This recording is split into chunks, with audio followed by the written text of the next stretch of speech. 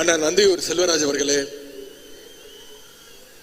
மாண்புமிகு அமைச்சர் அண்ணன் திரு மூப்பே சாமிநாதன் அவர்களே, மேற்கு மண்டல நிர்வாகிகள் சந்திப்பை இவ்வளவு சிறப்பாக ஏற்பாடு செய்து நடத்தி கொண்டிருக்கக்கூடிய மாவட்ட கழக செயலாளரும் மண்டல பொறுப்பாளருமான அண்ணன் திரு செந்தில் பாலாஜி அவர்களே, மாண்புமிகு அமைச்சர்கள் அண்ணன் முத்துசாமி அவர்களே, அண்ணன் சக்கரபாணி அவர்களே, மருத்துவர் சகோதரி மதிவேந்தன் அவர்களே, சகோதரி கயல்வழி செல்வராஜ் அவர்களே, கழக சொத்து பாதுகாப்பு குழுவுடைய துணைத் தலைவர் அண்ணன் பொங்கலூர் பழனிசாமி அவர்களே, வந்திருக்கக்கூடிய மாவட்ட கழக செயலாளர்கள் பொறுப்பாளர்கள் அண்ணன் தளபதி முருகேசன் அவர்களே, அண்ணன் ரவி அவர்களே, அண்ணன் KS மூர்த்தி அவர்களே, அண்ணன் செல்வராஜ் அவர்களே, அண்ணன் பத்மநாபன் அவர்களே, சகோதரர் KRN ராஜேஷ்குமார் அவர்களே, அண்ணன் நல்லசிவம் அவர்களே, அண்ணன் தோப்பு வெங்கடாச்சலம் அவர்களே, சகோதரர் தினேஷ்குமார் அவர்களே, அண்ணன் ஈஸ்வரசாமி அவர்களே, அண்ணன் KM ராஜு அவர்களே, சகோதரர் துரை செந்தமிழ் செல்வன் அவர்களே, மாநகர செயலாளர்கள் மற்றும் பொறுப்பாளர்கள் அண்ணன் TKT நாகராஜன் அவர்களே, அண்ணன் சுப்பிரமணியம் அவர்களே, அண்ணன் SP கனகராஜ் அவர்களே, சகோதரர் தங்கராஜ் அவர்களே, சட்டமன்ற கொறடா அண்ணன் குன்னூர் ராமச்சந்திரன் அவர்களே, நிகழ்ச்சிக்கு வருகை தந்திருக்கக்கூடிய அனைத்து நாடாளுமன்ற சட்டமன்ற உறுப்பினர்களே, உள்ளாட்சி அமைப்புகளுடைய பிரதிநிதிகளே, நன்றி உரையாற்றிய இளைஞரணியினுடைய துணை செயலாளர் நாடாளுமன்ற உறுப்பினர் சகோதரர் பிரகாஷ் அவர்களே, இளைஞரணியினுடைய மாநில துணை செயலாளர்கள் சகோதரர் ஜோயல் அவர்களே, சகோதரர் இன்ப ரகு அவர்களே, தாட்கோவுடைய தலைவர் சகோதரர் இளையராஜா அவர்களே, சகோதரர் அப்துல் மாலிக் அவர்களே, சகோதரர் பிரபு கஜேந்திரன் அவர்களே, சகோதரர் சீனிவாசன் அவர்களே, சகோதரர் GP ராஜா அவர்களே, சகோதரர் ஆனந்தகுமார் அவர்களே, மேற்கு மண்டலத்துக்கு உட்பட்ட இளைஞரணி உள்ளிட்ட அனைத்து அணிகளுடைய கழக நிர்வாகிகளே, மாநில நிர்வாகிகளே, மேற்கு மண்டலத்துக்கு உட்பட்ட அனைத்து ஒன்றிய நகர பகுதி பேரூர் கழக செயலாளர்களே, நிர்வாகிகளே, சகோதரர் சபரி கார்த்திகேயன் அவர்களே, சகோதரர் ஹக்கீம் அவர்களே, சகோதரர் தனபால் உள்ளிட்ட அனைத்து மாவட்ட மாநகர அமைப்பாளர்களே, துணை அமைப்பாளர்களே, இன்றைக்கு வெளி மாவட்டங்களிலிருந்து வெளி மண்டலங்களிலிருந்து வருகை தந்து இந்த சந்திப்பிற்காக பெரிதும் உழைத்திருக்கக்கூடிய அனைத்து மாவட்ட அமைப்பாளர்களே, நிர்வாகிகளே, அன்பகம் பணியாளர்களே, இங்கே பெருந்திரளாக கூடியிருக்கக்கூடிய அனைத்து ஒன்றிய நகர பகுதி பேரூர் கிளை வார்டு பாக இளைஞரணி அமைப்பாளர்களே, துணை அமைப்பாளர்களே,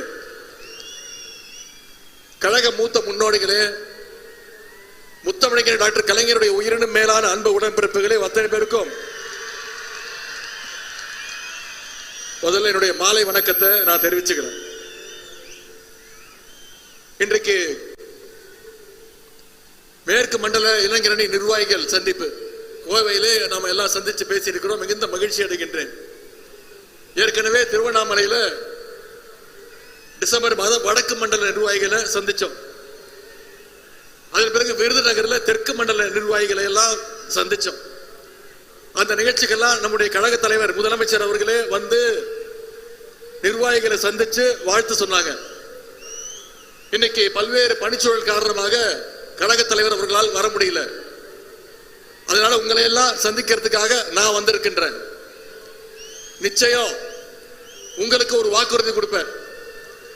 நம்முடைய கழக தலைவர் அவர்கள் மீண்டும் முதல்வராக வென்று இந்த மேற்கு மண்டலத்துடைய நன்றி அறிவிப்பு நிகழ்ச்சியில் வெற்றி விழாவில் நிச்சயம் கலந்துகிட்டு உங்களை எல்லாம் சந்திப்பார். இன்னைக்கு தலைவர் அவர்கள் நிகழ்ச்சிக்கு வரலனாலும் அவருடைய நினைப்பு முழுக்க எண்ணம் முழுக்க இந்த இளைஞரணி நிர்வாகிகள் சந்திப்பு எப்படி நடந்துகிட்டு இருக்கிறோம் அப்படிங்கிறது தான் தலைவர் அவர்கள் யோசிச்சுட்டு இருப்பார். இந்த மேற்கு மண்டல நிர்வாகிகள் சந்திப்பை இவ்வளவு சிறப்பாக கிட்டத்தட்ட ஒரு மாநாடு போல் நடத்தி கொண்டிருக்கக்கூடிய மண்டல பொறுப்பாளர் அண்ணன் செந்தில் பாலாஜி அவர்களுக்கும் மாநாட்டுடைய வெற்றிக்காக கடந்த 10-15 நாட்களாக கடுமையாக உழைத்த அனைத்து மாவட்ட கழக செயலாளர்களுக்கும் பொறுப்பாளர்களுக்கும் அனைத்து அமைப்பாளர்களுக்கும் இந்த பகுதியுடைய மாவட்ட கழக செயலாளர் அண்ணன் தளபதி முருகேசன் அவர்களுக்கும் சகோதரர் செந்தமிழ் செல்வன் அவர்களுக்கும் அண்ணன் தொண்டாமுத்தூர் ரவி அவர்களுக்கும் அனைத்து நாடாளுமன்ற சட்டமன்ற உறுப்பினர்களுக்கும் இளைஞரணியினுடைய மாநில இணை துணை செயலாளர்கள் மாவட்ட அமைப்பாளர்கள் துணை அமைப்பாளர்கள் அத்தனை நிர்வாகிகளுக்கும் என்னுடைய நன்றியை நான் தெரிவிச்சுக்கிறேன். இன்னைக்கு மேற்கு மண்டலத்தில் உள்ள 16 கழக மாவட்டங்கள் 39 தொகுதிகளில் இருந்து சுமார் 80,000 இளைஞரணி நிர்வாகிகள் நீங்க வந்திருக்கிறீங்க.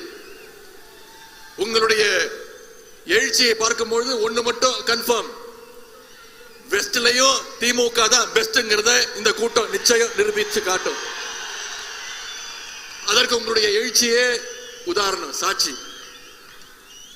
இன்னைக்கு இந்தியாவிலேயே எந்த ஒரு அரசியல் கட்சியும் செய்யாத ஒரு பணியை இளைஞரணி நிர்வாகிகள் சந்திப்ப மாநாடு போல தொடர்ந்து நாம் நடத்திக்கிட்டு இருக்கிறோம்.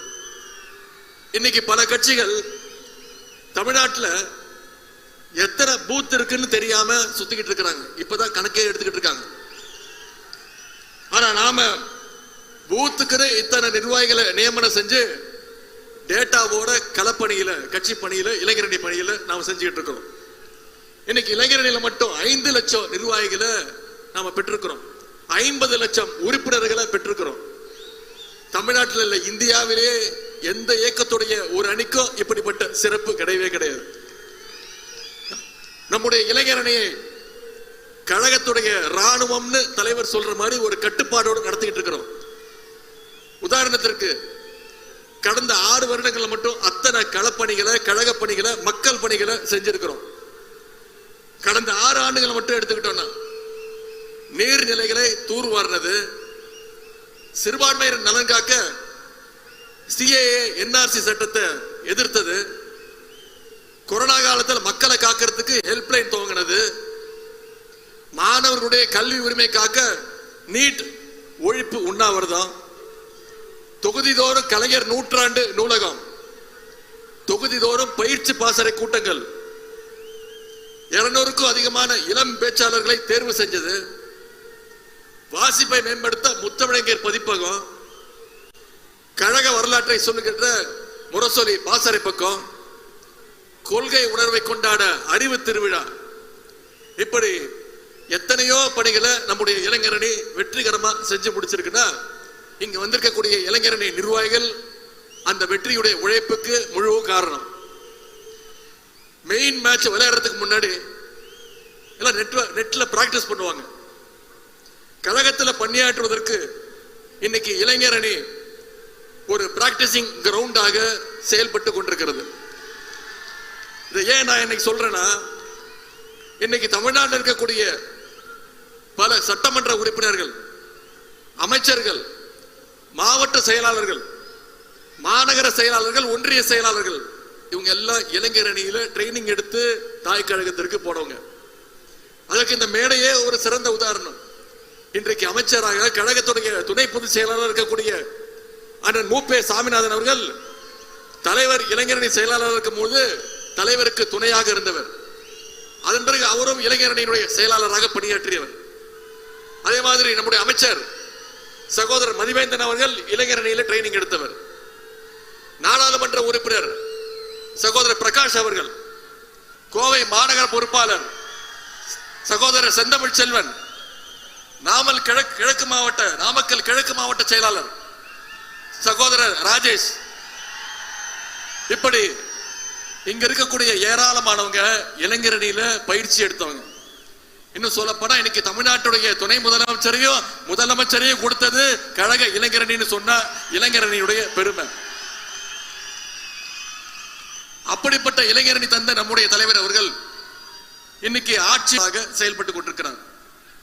அரசியல் எடுத்துக்கிட்டா இன்னைக்கு இந்திய அளவுல பாஜகவுக்கு எதிரான ஒரு ஜனநாயக போர நம்முடைய தலைவர் தலைமையில நடத்தணும்னு இன்னைக்கு இந்தியாவில் இருக்கக்கூடிய மற்ற மாநில தலைவர்கள்லாம் பேச ஆரம்பிச்சாங்க. ஆட்சியை பொறுத்த வரைக்கும் நம்முடைய தலைவர் அவர்கள் எண்ணற்ற திட்டங்களை கொடுத்துக்கிட்டு இருக்கிறார். ஒரு சில திட்டங்களை மட்டும் இங்க நினைவுபடுத்த விரும்புறேன். 2021 ஆட்சிக்கு வந்ததோ நம்முடைய தலைவர் போட்ட முதல் கையெழுத்து மகளிருக்கான விடியல் பயண திட்டம். அடுத்து பள்ளி குழந்தைகளுக்கான முதலமைச்சர் காலை உணவு திட்டம், புதுமை பெண் திட்டம், தமிழ் புதல்வன் திட்டம், நான் முதல்வன் திட்டம், 10 லட்சம் கல்லூரி மாணவிகளுக்கு லேப்டாப் வழங்குகின்ற திட்டம். இது எல்லாத்தையும் விட இன்னைக்கு இந்தியாவையே திரும்பி பார்க்க வச்ச திட்டம் கலைஞர் மகளிர் உரிமை தொகை திட்டம். ஒவ்வொரு மாசமும் 1,31,00,000 மகளிருக்கு மாத 1000 ரூபாய் நம்முடைய முதலமைச்சர் அவர்கள் கொடுத்துட்டு இருக்கிறாங்க. குறிப்பா இந்த மாசம் நம்முடைய முதலமைச்சர் அவர்கள் மகளிருக்கெல்லாம் மிகப்பெரிய ஒரு சர்ப்ரைஸ் கொடுத்தாரு. எதிர்கட்சிகளுக்கு மிகப்பெரிய ஒரு ஷாக்க கொடுத்தாரு. மகளிரோட அக்கௌண்ட்ல காலையில 6 மணிக்கு எந்திரிச்சு பார்த்தா திடீர்னு 5000 ரூபாய் கிரெடிட் பண்ணி விட்டுட்டாரு. இது மகளிருக்கு மிகப்பெரிய சர்ப்ரைஸ், அடிமைகளுக்கு மிகப்பெரிய ஷாக்கு. என்ன காரணம்? பாஜக அதோட அடிமை கூட்டம், பாசிச கூட்டம் சட்டமன்ற தேர்தல் வருது, அதை காரணம் காட்டி நீதிமன்றத்துக்கு போய் எப்படியாவது அடுத்த 3 மாசத்துக்கு இந்த உரிமை தொகையை எப்படியாவது நிப்பாட்டிடலான்னு முயற்சி பண்ணாங்க. நம்முடைய தலைவர் என்னுடைய தமிழ்நாட்டு மகளிருக்கு நான் கொடுக்கக்கூடிய 1000 ரூபாவை நீ தடுக்க முயற்சி செய்யறியா, இந்த நான் கொடுக்கிறேன் ஒவ்வொருத்தருக்கும் 5000 ரூபான்னு கொடுத்திருக்கிறார் நம்முடைய தலைவர் முதலமைச்சர் அவர்கள். அது மட்டும் இல்ல, கோடைக்கால சிறப்பு நிதியா 2000 5000 ரூபாய் சேர்த்து கொடுத்திருக்கிறார். இன்னொரு வாக்குறுதியும் கொடுத்திருக்கிறார். மீண்டும் திராவிட முன்னேற்ற கழக ஆட்சி அமைச்ச உடனே நம்முடைய தலைவர் முதலமைச்சர் ஆனோடனே மகளிர் உரிமை தொகையை 1000 ரூபாயில இருந்து 2000 ரூபாய் உயர்த்தி கொடுப்பேன்ற வாக்குறுதியும் இன்னைக்கு கொடுத்திருக்கிறார். இதுதான் நம்முடைய ஆட்சிக்கும் சங்கி கூட்டத்திற்கும் இருக்கக்கூடிய ஒரு வித்தியாசம். அதுவும் தலைவர் 7 மணிக்கு கிரெடிட் பண்ணார். நம்முடைய தமிழ்நாட்டு மகளிர் 9 மணிக்கெல்லாம் போய் பேங்க்ல போய் வித்ட்ரா பண்ணிட்டாங்க.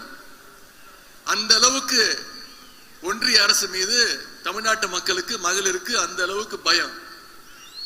குறிப்பா நீங்க ஒன்னு என்ன வச்சுக்கணும், ஒன்றிய பிரதமர் திரு மோடி அவர்கள் அப்பப்ப தொலைக்காட்சியில் வருவார். அவர் எப்ப தொலைக்காட்சியில வந்தாலும் டிவியில வந்தாலும் மக்கள் ஒரு விதமான பயத்துக்கு போயிடுவாங்க. இந்த தடவை என்ன சொல்ல போறாரோ அப்படின்னு மக்கள் பயத்துக்கு போயிடுவாங்க. ஏன்னா 2020 உங்களுக்கு ஞாபகம் இருக்கு, ஒரு நாள் திடீர்னு தொலைக்காட்சியில தோன்றி கொரோனா வரப்போகுது, அதை சமாளிக்கிறதுக்கு ஒரே வழிதான் எல்லாரும் வீட்டுக்குள்ள போய் 1 மாசம் ஒளிஞ்சுக்கோங்க அப்படின்னு சொல்லிட்டு போயிட்டாரு. அது மட்டும் இல்ல, உங்களுக்கு இன்னொன்னு ஞாபகம் இருக்கும், 2016ஆம் ஆண்டு இதே மாதிரி திடீர்னு டிவியில வந்தார். டிமானிட்டைசேஷன், பண மதிப்பிழப்புன்னு சொல்லி எல்லார்கிட்ட இருக்கிற 500 ரூபாய் 1000 ரூபாய் செல்லாதுன்னு சொல்லிட்டு போயிட்டார். அன்னைக்கு எவ்வளவு மக்கள், நூற்றுக்கணக்கான மக்கள் வெயில்ல நின்று செத்தாங்க. இதுதான் நம்முடைய தலைவர் தொலைக்காட்சியில வந்தா மக்கள் மகிழ்ச்சியோட பாக்குறாங்க. இதுதான் நம்முடைய தலைவருக்கும் ஒன்றிய பிரதமருக்குமான அந்த வித்தியாசம். அது மட்டும் இல்ல, மக்கள்கிட்ட இருக்கிறது பிடுங்குற ஆட்சி ஒன்றிய பாஜக ஆட்சி, மக்களுக்கு எப்போதுமே கொடுக்கின்ற ஆட்சி நம்முடைய திராவிட மாடல் ஆட்சி.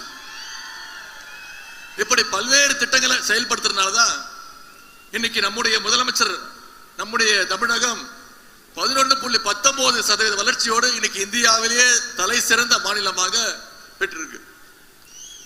அதற்கு என்னெல்லாம் இடைஞ்சல் செய்யலாம் அப்படின்னு இன்னைக்கு திட்டம் போட்டு ஒன்றிய பாஜக அரசு செயல்பட்டு இருக்கு. மொழி உரிமை, கல்வி உரிமை, நிதி உரிமை, ஒவ்வொரு உரிமையும் பறிக்க பார்க்கிறாங்க. நியூ எஜுகேஷன் பாலிசி, புதிய கல்விக் கொள்கைன்னு கொண்டு வந்து தமிழ்நாட்டுக்குள்ள ஹிந்தியையும் சமஸ்கிருதத்தையும் நுழைக்க பார்க்கிறாங்க. இதுவரைக்கும் தமிழ்நாட்டு பக்கமே எட்டி பார்க்காத திரு அமித்ஷா அவர்களோ திரு மோடி அவர்களோ தேர்தல் வருதுன்னு வர ஆரம்பிச்சிருக்கிறாங்க. ஏன்னா அவங்க மட்டும்தான் வருவாங்க, தமிழ்நாட்டுக்கு எந்த நிதியும் வராது, எந்த திட்டமும் வராது. சமீபத்தில் ஒன்றிய அரசு பட்ஜெட் தாக்கல் பண்ணாங்க. அந்த பட்ஜெட்ல பாத்தீங்கன்னா தமிழ்நாட்டுக்கு எந்த திட்டத்தையும் ஒதுக்கல. ஆனா அவங்க பட்ஜெட்டை முழுசா படிச்சு முடிக்கிறதுக்கு முன்னாடியே தமிழ்நாட்டில இருந்து ஒரு பாராட்டு குரல். யாரு? எதிர்க்கட்சி தலைவர் திரு எடப்பாடி பழனிசாமி அவர்கள். அதனாலதான் பட்ஜெட் சூப்பர்னு டயர் புகர் பழனிசாமி இன்னைக்கு ஃபயர் விட்டுக்கிட்டு இருக்காரு. அதனாலதான் அடிக்கடி சொல்லுவேன், அரசியல்ல நாம பல பேர் முரட்டு பக்தர்களை பார்த்திருப்போம், முரட்டு தொண்டர்களை பார்த்திருப்போம். ஆனா இன்னைக்கு ஒரு முரட்டு அடிமையா திரு எடப்பாடி பழனிசாமி அவர்கள் திரு மோடி அவர்களுக்கு மாறி இருக்காரு. நீங்க தொலைக்காட்சியில பார்த்திருப்பீங்க, 3 நாட்களுக்கு முன்பு எதிர்க்கட்சி தலைவர் எடப்பாடி பழனிசாமி அவர்கள் ஒரு தியேட்டர்ல போய் படம் பார்க்கிறார். திரு எம்ஜிஆர் அவர்கள் நடிச்ச படம் பார்த்து ஒரே கண்கலங்கிறார், அழுகுறார். நான் யோசிச்சு பார்த்தேன், இந்நேரம் திரு எம்ஜிஆர் அவர்கள் உயிரோடு இருந்திருந்தாருன்னா இவரை பார்த்து என் கட்சியை எப்படி ஆக்கிட்டீங்களேன்னு பார்த்து எப்படி எழுதிருப்பாருன்னு யோசிச்சு பார்த்தேன். 2019 அதிமுகவை பாஜகவுக்கு அடகு வச்சார். 2021 அதிமுக பாஜகவுக்கு லீஸுக்கு விட்டார். இப்போ 2026 அதிமுகவை பாஜகவுக்கு மொத்தமா வித்துட்டார். தன்னுடைய சுயநலத்திற்காக எடப்பாடி பழனிசாமி அவர்கள் அதிமுகவை அழிவு பாதையில கொண்டு போயிட்டு இருக்கிறார். ஆனா நம்முடைய தலைவர் அவர்கள் நம்முடைய தமிழ்நாட்டை அறிவு பாதையில நம்முடைய தலைவர் அவர்கள் அழைச்சிட்டு போயிட்டு இருக்கிறார். அதனால சங்கிகளுக்கு தமிழ்நாட்டை பார்த்தாலே எப்பொழுதுமே ஒரு வைத்தறிச்சல். இன்னைக்கு இந்தியாவிலேயே ஒரு இயக்கத்தை எப்படியாவது மிரட்டினா உருட்டலான்னு இடி, சிபிஐ இப்படி பல்வேறு அமைப்புகளை வச்சு மிரட்டிட்டு இருக்கிறாங்க. இவங்களுக்கெல்லாம் நம்முடைய தலைவர் அவர்கள் நேற்று மதுரையில தெளிவா ஒரு பதில் சொன்னாங்க. என்ன வழக்கு தானே போடுவீங்க, திமுக உடன்பிறப்புகள் பார்க்காத வழக்குகளா? மொழி போர்ல ராணுவத்தையே எதிர்த்து நின்ற இயக்கம் திராவிட முன்னேற்ற கழகம், மிசாவை பார்த்த இயக்கம் திராவிட முன்னேற்ற கழகம். நம்முடைய தலைவர் அவர்கள் உயிரே போனாலும் எங்களுடைய சுயமரியாதையை நாங்க என்னைக்கு விட்டு கொடுக்க மாட்டோம், தமிழ்நாட்டுடைய உரிமைகளை என்னைக்கு விட்டு கொடுக்க மாட்டோம். அதனாலதான் அடிக்கடி நான் சொல்வேன், நாங்க ஈடிக்கும் பயப்பட மாட்டோம், மோடிக்கும் பயப்பட மாட்டோம். மோடி இல்ல, மோடியோட டாடி வந்தாலும் நாங்க ஃபேஸ் பண்ண தயாராக இருக்கின்றோம். இந்த லட்சணத்துல திரு மோடி அவர்கள் தமிழ்நாட்டுக்கு வந்து பேசுறார். என்ன டபுள் இன்ஜின் சர்க்கார் வேணுமா? தமிழ்நாட்டுக்கு டபுள் இன்ஜின் சர்க்கார் வேணும்னு திரு மோடி அவர்கள் சொல்றார். தமிழ்நாட்டுடைய இன்ஜின் பலமான ஒரு திராவிட மாடல் இன்ஜின். இது எப்போதுமே தனி ட்ராக்ல முன்னேறி போயிட்டு இருக்கிற இன்ஜின். நம்ம கிட்ட இருக்கிற இன்ஜின் growth இன்ஜின், நம்ம கிட்ட இருக்கிற இன்ஜின் டெவலப்மெண்ட் இன்ஜின், நம்ம கிட்ட இருக்கிற இன்ஜின் ப்ராக்ரசிவ் இன்ஜின். இன்னைக்கு மகளிருக்கான விடிய பயண திட்டத்தை திரு மோடி அவர்கள் விமர்சனம் பண்றாரு. மகளிர் எல்லாரும் பஸ்ல போயிடுறாங்களாம், அதனால மெட்ரோக்கு கூட்டம் வர மாட்டேங்குது அப்படின்னு சொல்றார் திரு மோடி அவர்கள். அதே மெட்ரோக்கு நாம நிதி கேட்கும் பொழுது கோயம்புத்தூருக்கும் மதுரைக்கும் நிதி கேட்டோம். அந்த நிதியை மெட்ரோ நிதியை ஒன்றிய அரசு ஒதுக்கல. இதுல மகளிர் விடியல் பயணத்தை எப்படியாவது ரத்து செய்யணும் அப்படின்னு திரு மோடி அவர்கள் விமர்சனம் பண்றார். நீங்க கேள்விப்பட்டிருப்போம் ஒரு பழமொழி, ஜாடிக்கு ஏத்த மூடின்னு சொல்லுவாங்க. அது மாதிரி இன்னைக்கு மோடிக்கு ஏத்த ஒரு அடிமையா எடப்பாடி பழனிசாமி அவர்கள் கிடைச்சிருக்கிறார். இன்னைக்கு பாஜகவுடைய நோக்கம் மக்களை எப்படியாவது தொந்தரவு பண்ணி பதச்சு வெறுப்பை பரப்பணும்.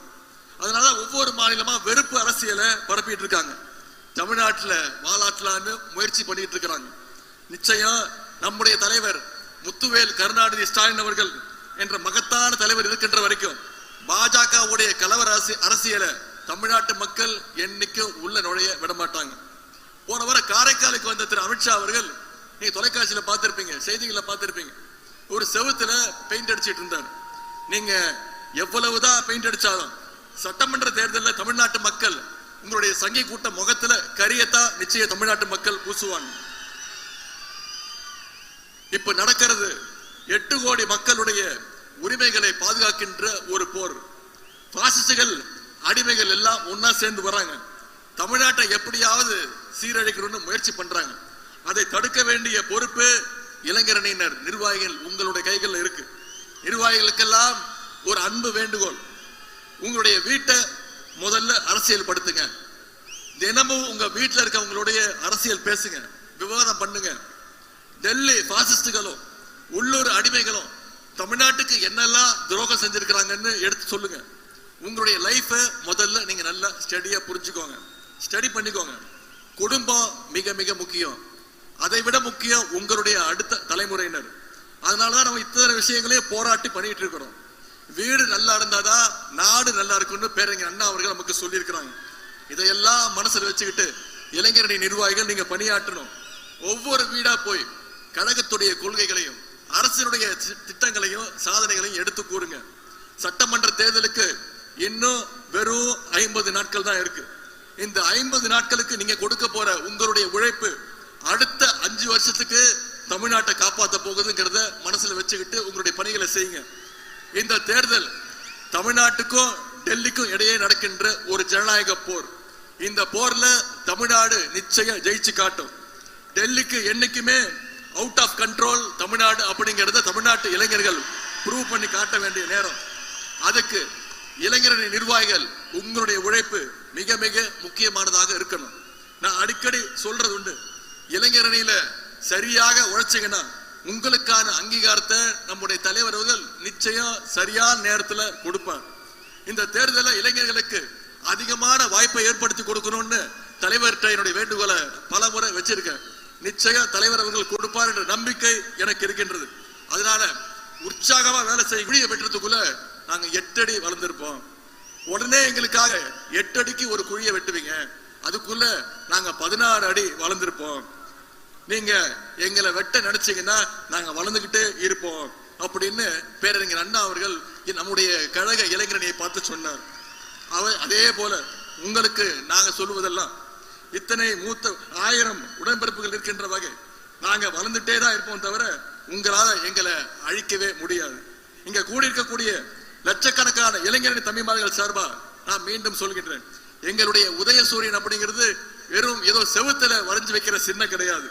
கழக உடன்பிறப்புகள் ஒவ்வொருத்தர் அவருடைய இதயத்திலும் ரத்தத்திலையும் ஊறி போன சின்னம் உதயசூரியன். அண்ணா கண்டெடுத்த சின்னம் உதயசூரியன். கலைஞர் கட்டி காத்த சின்னம் உதயசூரியன். தலைவர் அவர்களால வெற்றியை மட்டுமே பெற்றுக் கொண்டிருக்கக்கூடிய ஒரு சின்னம் உதயசூரியன். உயிர் போனால் போகுமே தவிர உதயசூரியன் எங்களை விட்டு போகாது. எத்தனை பேர் வந்தாலும் யார் எங்களை எதிர்த்து நின்னாலும் களத்துல ஜெயிச்சு மீண்டும் ஆட்சி அமைக்க போறது உதயசூரியன் தான். நம்முடைய தலைவர் அவர்கள் நமக்கு ஒரு டார்கெட் கொடுத்திருக்கிறாங்க, மினிமம் 200 தொகுதி, வெல்வோம் 200 படைப்போம் வரலாறுன்னு. நம்முடைய இளைஞரணி தம்பிமார்கள் அடுத்த 50 நாட்கள் களத்துல இறங்கி பிரச்சாரத்தை மேற்கொண்டீங்கன்னா, நம்முடைய பணிகளை சரியா செஞ்சீங்கன்னா 200 இல்ல 200க்கும் அதிகமான தொகுதிகள்ல நிச்சயம் திராவிட முன்னேற்ற கழகம் நம்முடைய மதச்சார்பற்ற முற்போக்கு கூட்டணி மிகப்பெரிய வெற்றியை பெறும். எனவே அந்த டார்கெட்டை மனசுல வச்சுக்கிட்டு ராக்கெட் வேகத்துல நம்முடைய வேலைகளை நாம செய்யணும். ஆகவே 10 தோல்வி பழனிசாமியையும் மொத்த தோல்வி மோடியையும் மறுபடி நீங்க விரட்டி அடிக்க வேண்டும். கழக அணியுடைய வெற்றி கணக்கு இந்த மேற்கு மண்டலத்திலிருந்து தொடங்கணும். கழகம் 7வது முறையாக ஆட்சி அமைக்கணும். நம்முடைய தலைவர் 2வது முறையாக முதலமைச்சர் நாற்காலில் உட்காரணும்னா நீங்க ஒவ்வொருத்தரும் இரவு பரவு பார்க்காமல் பணியாற்றுங்க. மேற்கு மண்டல இளைஞரணி நிர்வாகிகள் உங்கள்கிட்ட இருக்கின்ற உற்சாகத்தை பார்க்கும்பொழுது நம்முடைய வெற்றி நிச்சயம் உறுதிங்கிறத நான் இங்கே சொல்லிக் கொள்கின்றேன். சட்டமன்ற தேர்தல் வெற்றிக்கு இளைஞரணியினுடைய பங்கு மிக மிக முக்கிய காரணமாக இருக்கணும். உங்க அத்தனை பேருடைய பணிகளும் சிறக்கட்டும். பல்வேறு மாவட்டங்களிலிருந்து பல்வேறு தூரங்களிலிருந்து பல்வேறு பகுதியிலிருந்து வந்திருக்கிறீங்க. நான் உங்ககிட்ட தயவு செய்து கேட்டுக்கொள்வதெல்லாம் திரும்பி போகும்போது மிகுந்த பாதுகாப்போடு கவனமாக உங்களுடைய பயணத்தை நீங்க வகுத்துக்கோங்க. அடுத்து பிரச்சாரத்திலையும் கழகத்துடைய வெற்றி விழாவிலும் மீண்டும் உங்களை எல்லாம் நான் சந்திக்கின்றேன். வெல்வோம் ஒன்றாக. தலைவர் தொடரட்டும், தமிழ்நாடு வெல்லட்டும். நன்றி, வணக்கம். உங்கள் அனைவரின் சார்பாகவும் இளம் தலைவர் அவர்களுக்கு கோடான